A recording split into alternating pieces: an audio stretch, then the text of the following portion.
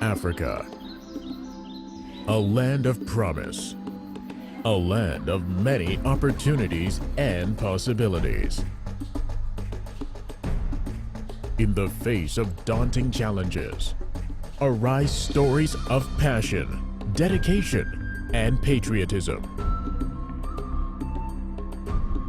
These are the stories of young, passionate Africans who are changing lives and charting a new course for Africa, the future of Africa. Stories of hope and love for Africa and Africans. It's a new dawn. This is Project Africa. Today on Project Africa is an exclusive report on an agricultural project done by Future Africa Leaders Awards winners in Malawi. A lush climate and rich soil make Malawi well suited for agriculture, which is central to the country's economy and national life, occupying 86% of its workforce and making up 38% of its GDP and 90% of its export earnings. Malawi's commercial farming sector is concentrated on large estates in the south and around Lilongwe.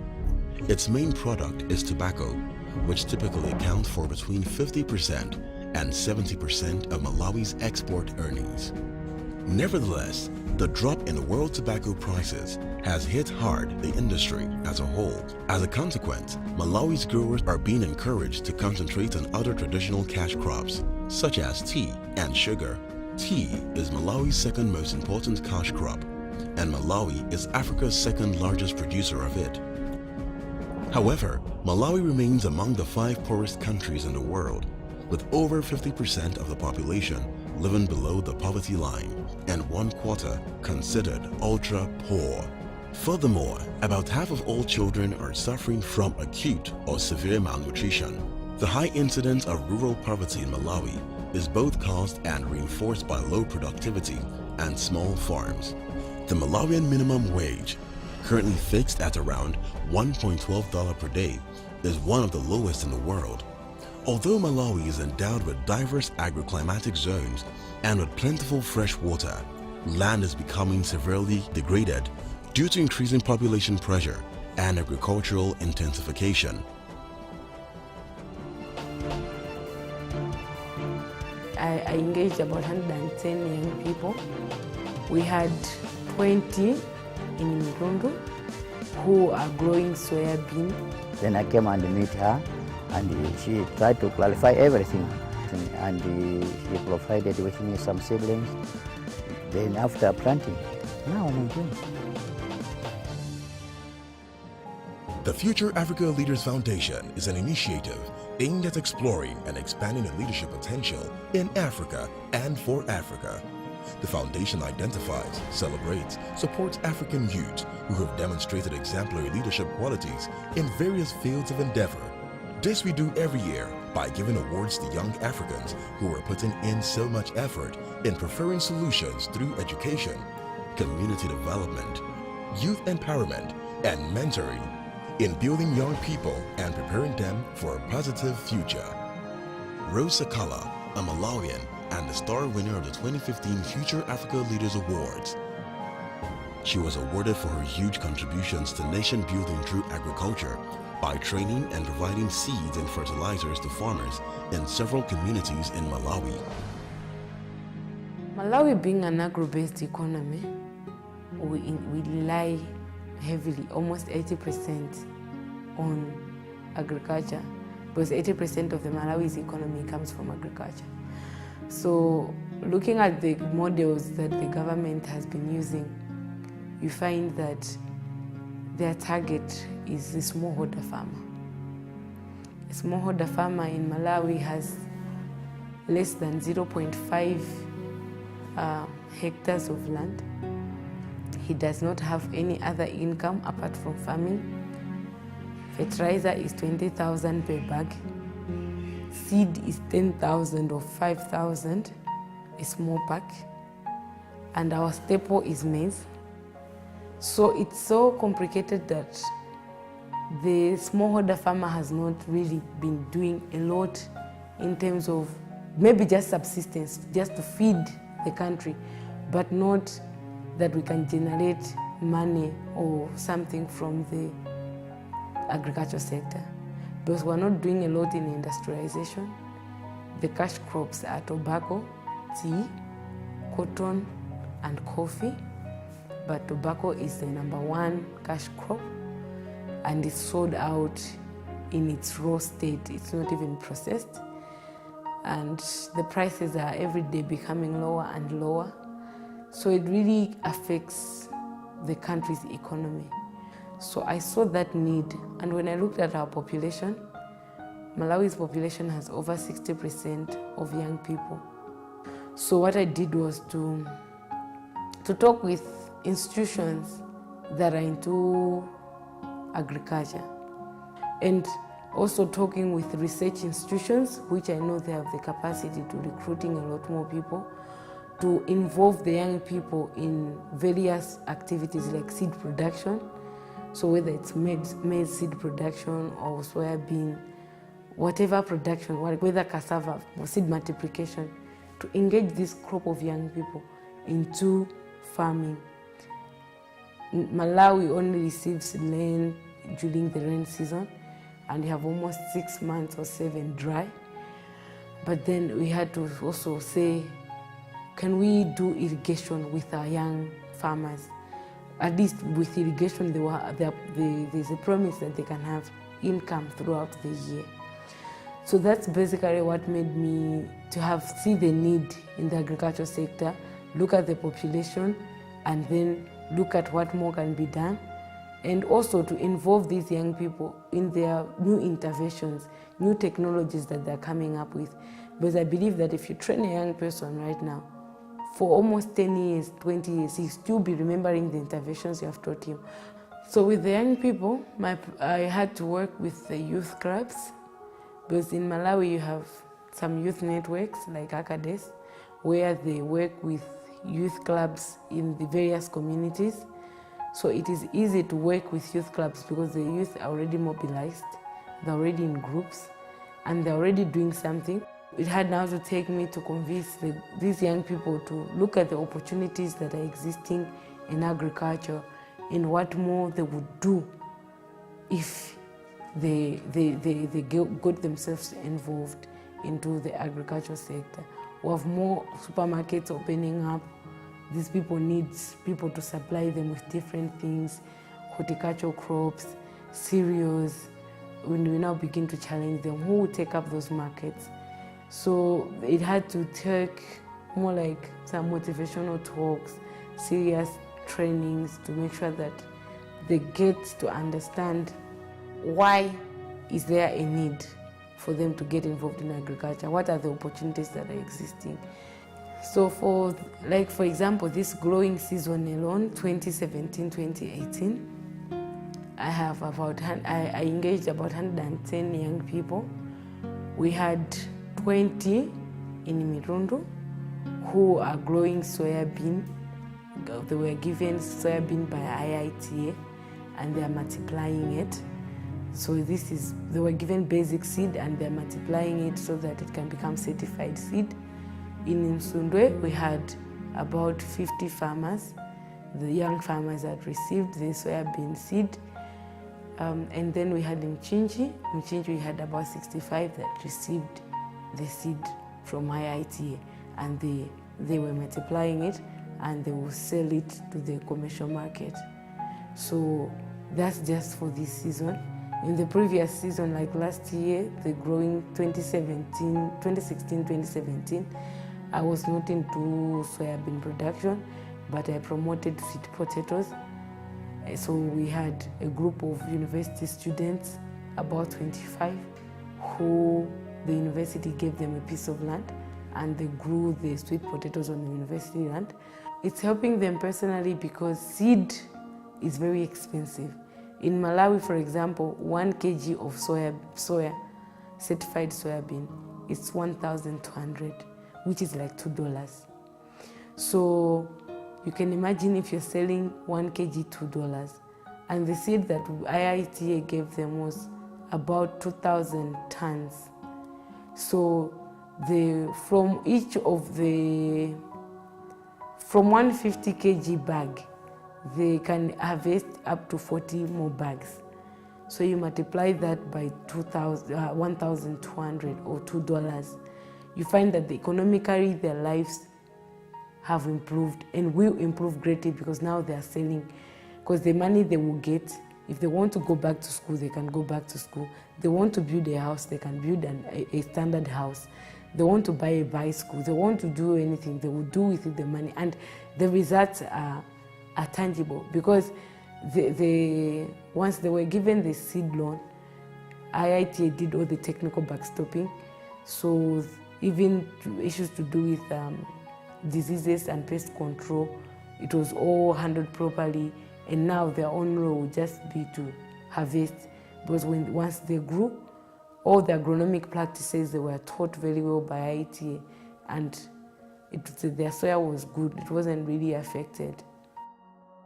To talk of the economy would be something very early, but then to talk of the economic impact at district or at village level, because these young people, when we were meeting them, most of them were wearing tattered clothes. They were barefooted. Maybe we just eat once a day. But now, since they started farming, not only do they depend on the rain-fed agriculture, but they also will do irrigation, and they'll be telling you, I'm now already, because now the rains are winding up, I'm already plowing my garden, I'm growing maize, I'm growing vegetables, and I'll be selling. They use that income to buy themselves a smartphone, to buy themselves some clothes. You would actually see that someone is now looking better than you met them, and there's joy. Like, they will tell you that now I don't know how to just spend money anyhow, because this is my hard-earned money, and I'm saving it and also trying to invest in other businesses. But I'm sure that if we can continue like this, it should be able to reflect in the GDP and in the national economy. Good afternoon. So we are here in Nchinji, where we have this youth group. We've been here training them on basic soybean production and the agronomic practices.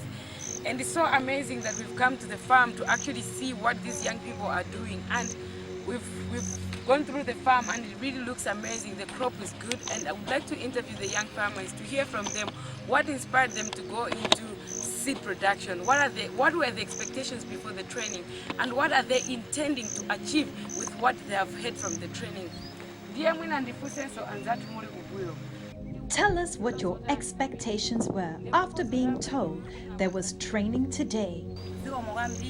When we were told of the training, we were eager to get expertise on how to take care of our soya crops, because since we got the soya, we did not really know how we would take care of them. When we were informed of the training, we were happy because we will gain some expertise and now be able to take care of our soya crops. In the morning, we learned how we could make a ridge.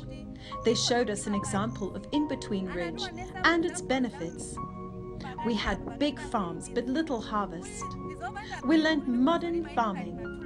Later in the afternoon, we learned the types of pesticides to apply on our seeds, especially when infested by pests or scorched by the sun.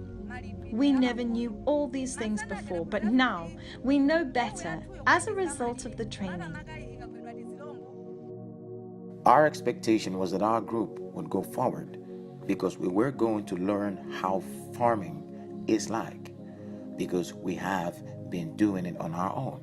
This has given us hope that our group will go forward. I can have a vision. There are some things we did not know, like about losses and gains, since we were not counting or having a proper budget to see what our group is lacking. So we got some wisdom that our group will go forward because of the training.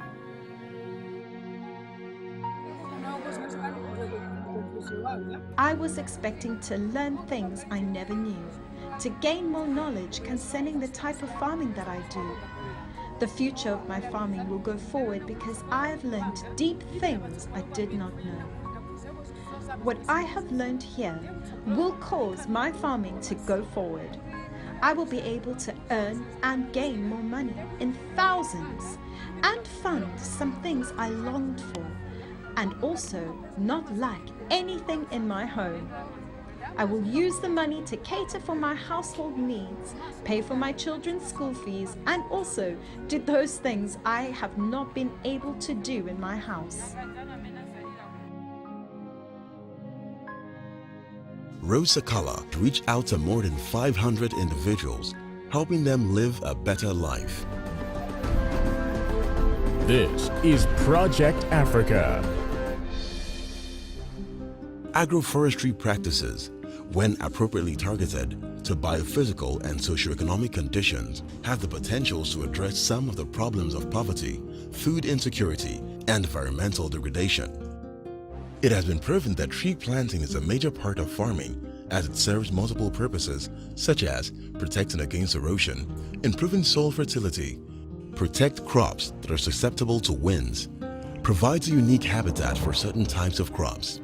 In major parts of the country, these trees are used for cooking and for tobacco processing.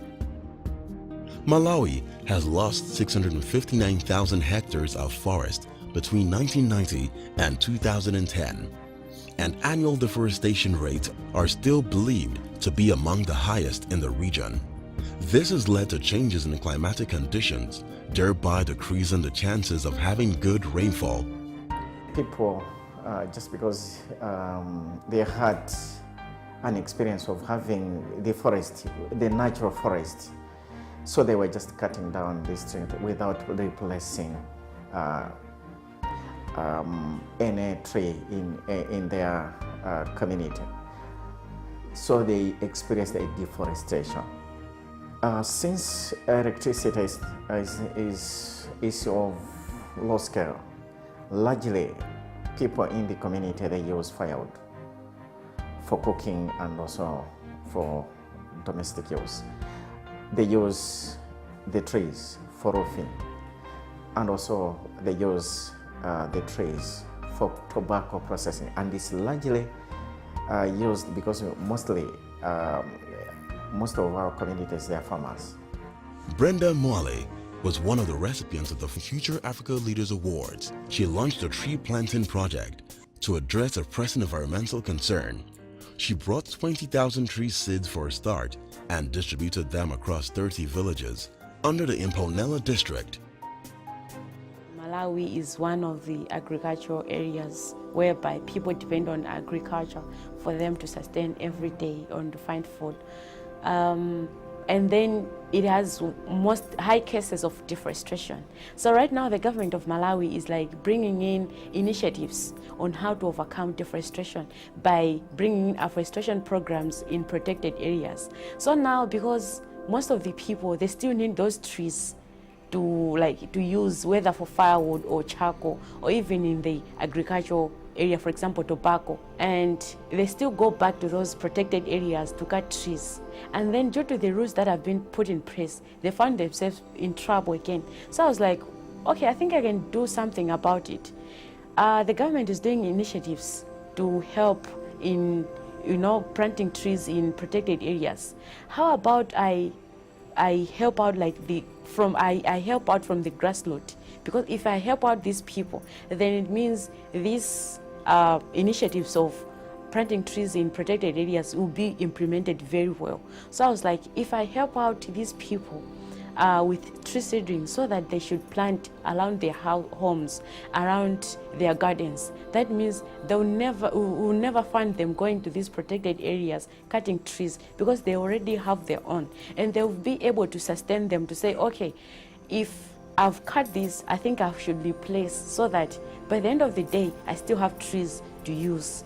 So they'll be able, because they'll have that sense of ownership, that this is mine, not for the government. So that's one of the things that made me to say, okay, I think I should do something.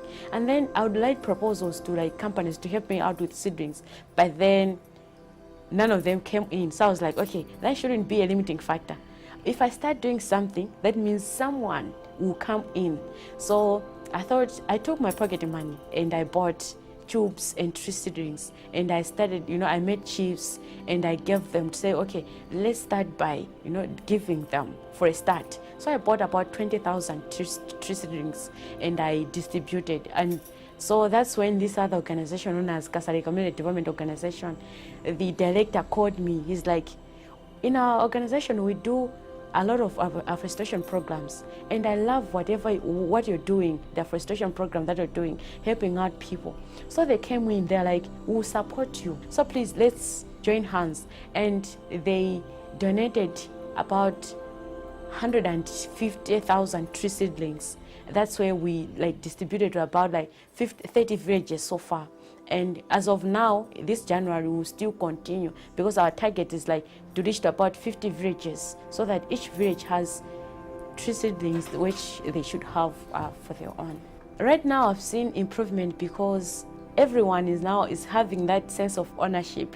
Like, these trees are gonna be for me. They're there for me. I have to take care for them, because in those catchment areas, people would go,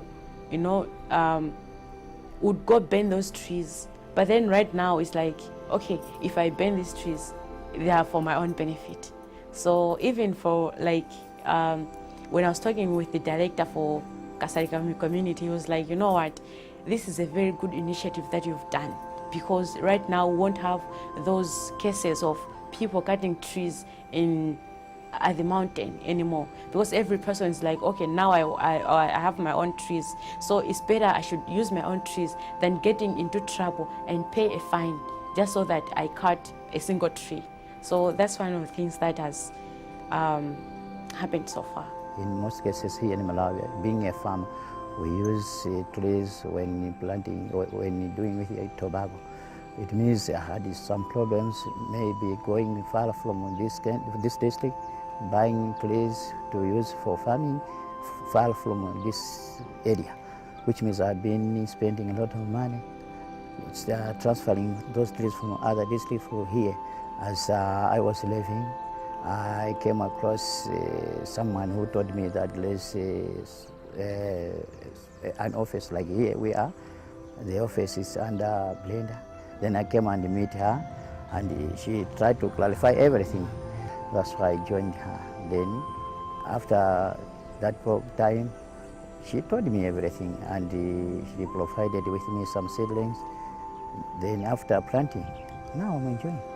Yeah, I have to thank her, because without her, I would have been spending money as I had been spending by then. Yeah, she has done a great job. Since Brenda is doing a recommendable job in the community, she has been an inspiration to the community, just because she encouraged them on how they can raise the seedlings and also to plant some of the trees in the community. And they've seen the importance of having a woodlot in their community. So through this, it has been something that we feel we are proud of her work in our community.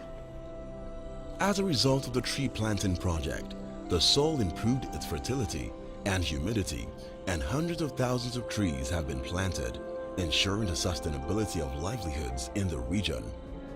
These young ladies are very passionate about the growth and development in their country, and they were driven to do something about it. With training and support from Rosa Kala and Brenda Mwale, the lives of farmers and young people in Malawi have been transformed. They are making a great difference in the agricultural sector in Malawi. You too can make a difference where you are by locating a need and doing all that is necessary to meet that need. For more information on how to be a part of us, kindly visit our website www.futureafricaleadersfoundation.org or call these numbers. Future Africa Leaders Foundation, impacting Africa.